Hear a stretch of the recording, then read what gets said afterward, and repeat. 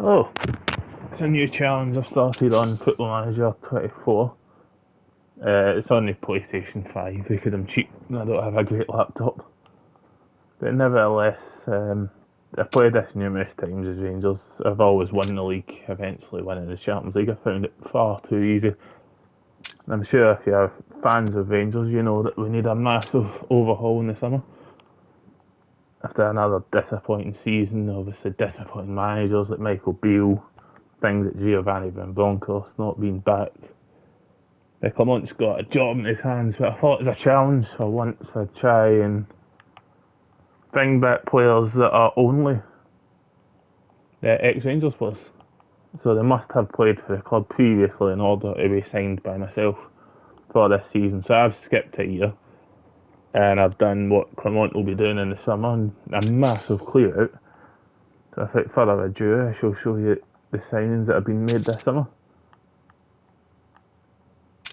So if I go to recruitment, let's try to get used to the PlayStation controls again.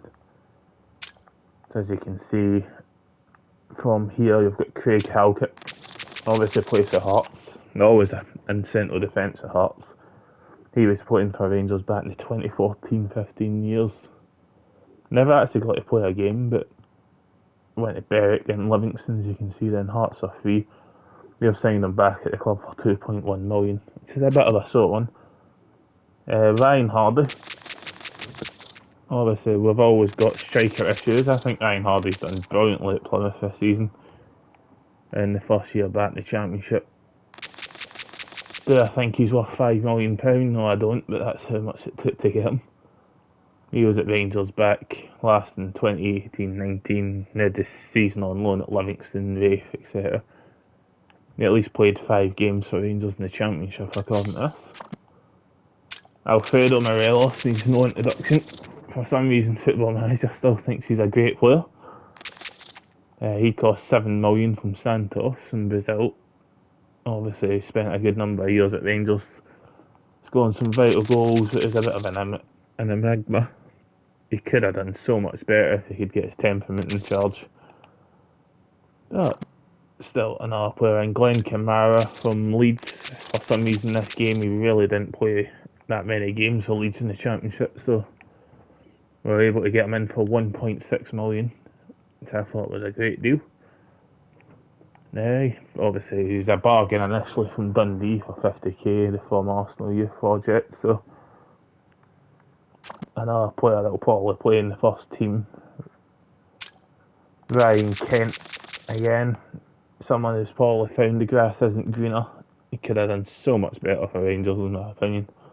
I was so excited when they finally got him from Liverpool, but disappointing again. Now some of these players might bring back nightmares in the Pedro Quixinha era. Fabio Cardozo, he's now 30 years old.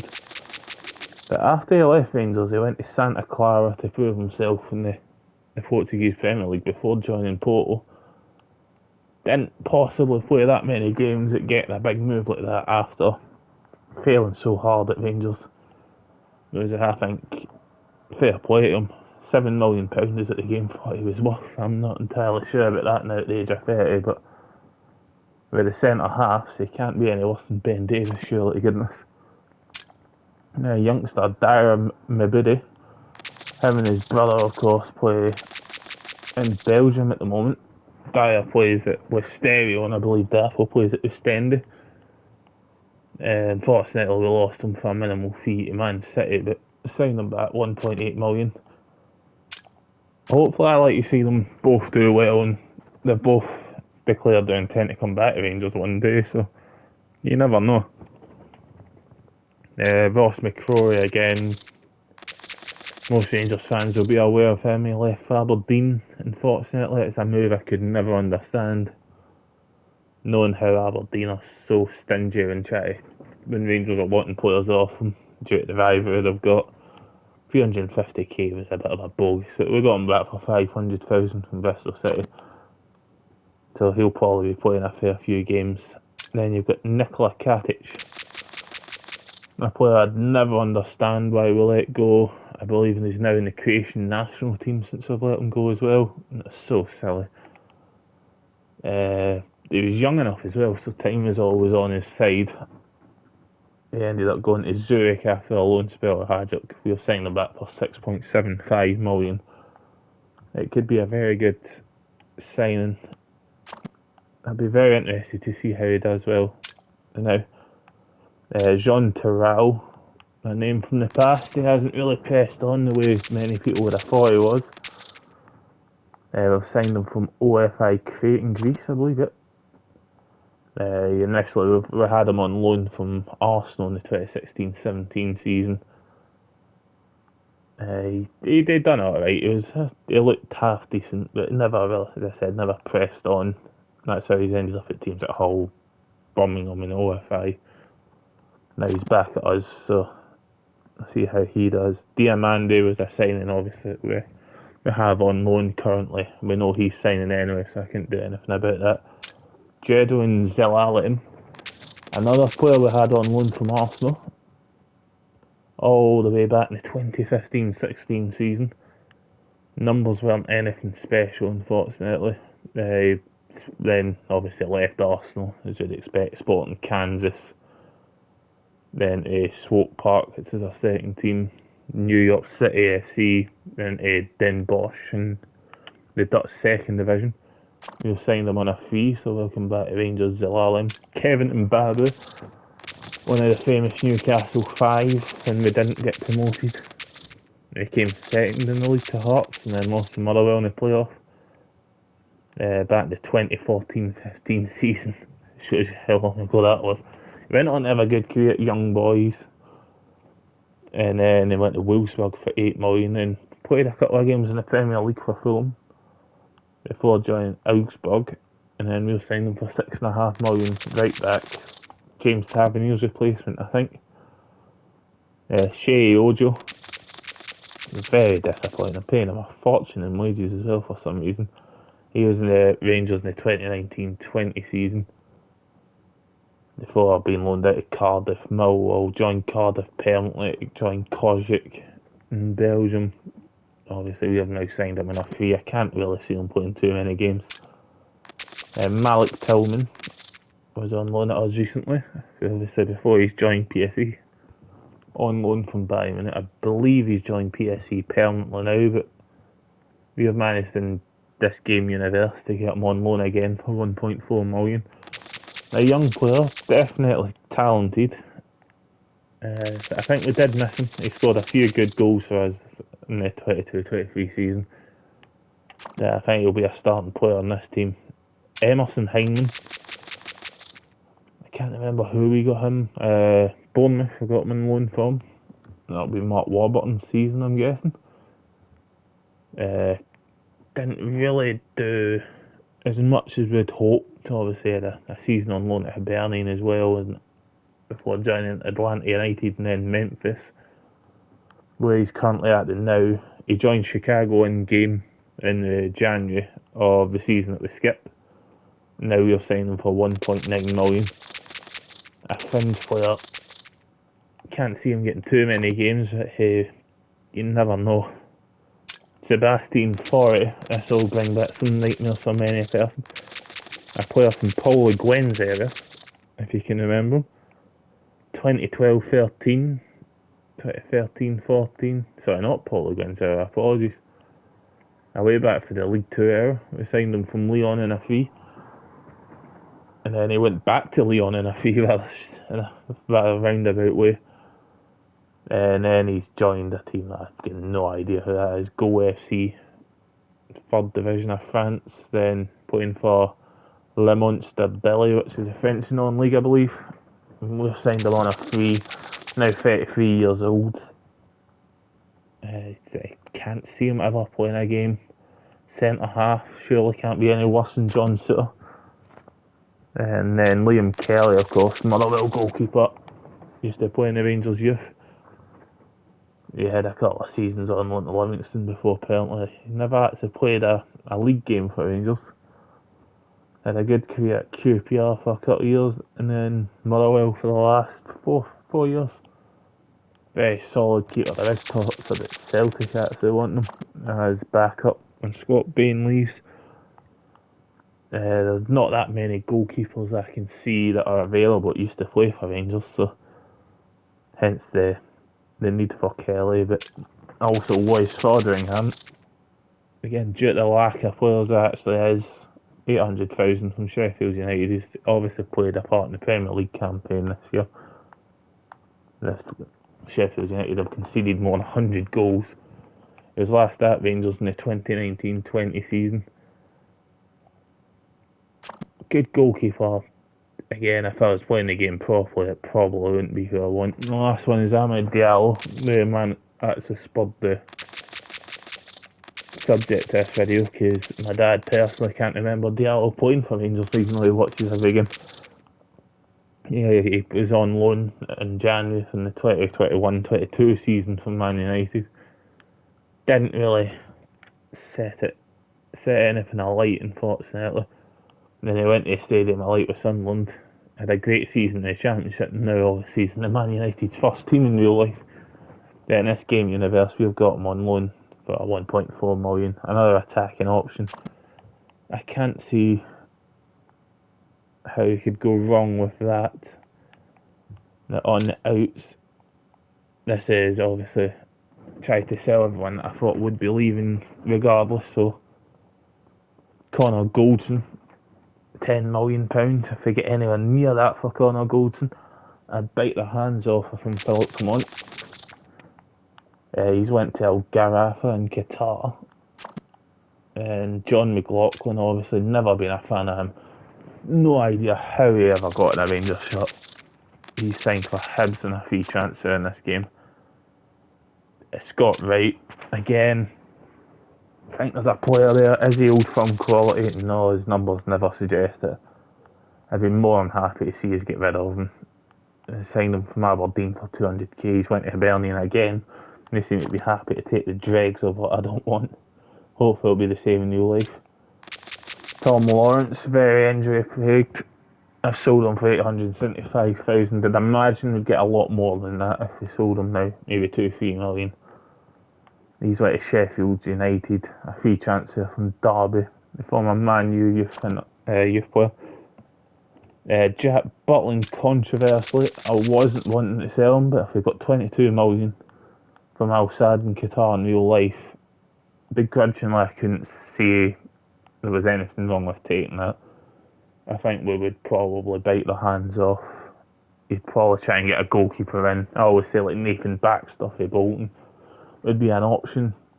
It's a very hard position to replace, but for 22 million, at least you're giving yourself a chance. We've got him in free from Crystal Palace in real life. Probably the best player Rangers have, and quite frankly the player I'd have as captain. And let me go next here. Ben Davis, we've already discussed. I don't like Ben Davis at all. How Liverpool ever got a profit on him, I've got no idea. £3 million I paid for him. Somehow I've shipped him off to Shakhtar for 2.6 million. If we can somehow do that, there's someone at Rangers that need a raise personally. He's done absolutely nothing for the club. Then you've got Ianis Hadji, a player I personally like, but I do see being sold. Obviously had that really bad injury. There's Alaves on loan from ourselves. I'm not entirely sure who Brianza is in this game, so I do apologise for not being able to tell you that one. I'm going to guess Brescia, but we've sold him as well. That's part of the real life. Sam Lammers, we know is going to get checked. Unfortunately in this game it doesn't rate him very well, so to get 725,000, it's an almost impossible task, but we've done it to Antwerp. We signed him for 3.5 million for Atalanta. I feel bad for the guy. He never played in his natural position because we always have to play one formation, which I can't understand why, but it is what it is. Daniil for 7.5. Again, I think if we got offered 7.5 like I was, we'd probably take it. Again, a player with much potential, but very, very injury prone again. And I think we've had enough of players being injured personally. 5.25 million we bought him from Feyenoord in real life. 7.5 million to Braga. I think it would be a great deal. Kieran Dowell, player that was meant to follow in the same shape as Cantwell. Doesn't really do much again for the team. I think there's room for improvement. 525 to Aberdeen. It's not bad, but it is what it is. So this is the team you're left with: Fordring, Kelly, McCrory. Your three goalkeepers. I don't know who your number one would be. I think McCrory would have to be putting his foot down saying he needs to be number one. Katic, Forey, Cardozo, Halkett and Suter, purely because I can't sell Suter. Nobody wants him, annoyingly. Tavernier again, he's been injured in games, so nobody really wants him. Probably between him and Mbabu. Dujon Stelling, and I'm a massive fan of. I think, like Butland, he's probably indispensable to the team, but again, if a massive offer came in, you'd need to accept it. Ross McCrory, Ridvan Yilmaz, still looking for another left back. I can't really think of too many outside, possibly Graham Shinnie, to come in and deputise for Yilmaz. Raskin, I hope Clement gets the best out of him. I haven't seen it yet. Just going to wait and see how that goes. Then you've got Heinemann, Glenn Kamara, Zelalem, Diamandi, as I said, signing anyway. Cantwell, I'd personally sell. If you could get 4 or 5 million from him, I'd bite their hands off. Ahmed Diallo, Dyer Mabudi, John Terrell, Tillman, Ojo, Kent, Matondo, I think still has so much potential. I hope we see the best of him and he proves everyone wrong. Dessers, I feel bad for him, but if you could sell him, I would. Obviously, even the game doesn't rate him too highly. Just in thoughts that considering we spent £4.3 million on him. Ryan Hardy and Morelos. So we go into the first game against Motherwell. I'm going to play the first game. I do plan on doing the season. So if this does become an episode thing, if I've got my confidence up or whatever, probably do 5 games in an episode, skip 5 games through the instant result. It's yet to be worked out, but we're planning on doing a season to see how this team would go and see whether Philip Clement will need to take a couple of lessons from this. Also to see what players we should never let go in the first place, because like Katic, I can't see why we ever did let him go personally. I've always thought Nikola Katic is a great player, but the injury's obviously done him badly. So formation again, we're going to do the same formation as what we play in real life, purely because if it's not being changed now, I don't see it being changed. I'll go Wes Fordingham, Fabio Cardoso, Nikola Katic, I think these to be the two. Kevin Mbabu. Yilmaz I like, probably the world's smallest fullback you'll ever see, mind you. Glenn Kamara, put him in the midfield role possibly. Vascan, I'd love to see play, but again I want to give as many of the old players a chance as I possibly can, so I'll go Heinemann. Jean Terrell for attacking mid. And for once, we've got a team that's actually got wingers, so Diallo, Kent, and we'll say Ryan Hardy. This is not what I think is the best team, by the way, but like I said, I want to give as many of the youngsters a chance. Tillman, unfortunately, is on international duty with the USA under 23s. It's just rather unfortunate, but you learn in this game to kind of work around that. Craig Halkett, Sebastian Forey. If I could click the right button, that'd be grand. And I'll say Diamandi. A player that I've got large hopes for, hopefully. Set piece routine. I'll go hybrid. Counter attack. Near post and inside. I can never understand outswingers, and that's one of the things that annoys me about Tavernier. He's like a kid. that always thinks the ball's his. He's always got to take every throw in every corner. I never understand why. The other player hates short corners. What's the point in bringing your big centre defenders up if you're just going to take it short all the time? One of the big things I think we miss out on is set piece goals. It really infuriates me how little set pieces we actually score from, and that's a good start because Ryan Hardy's injured. So Morelos hopefully will be making his triumphant return. With a bit of luck, Alfredo Morelos. So it'll be Amad Diallo with a free kick.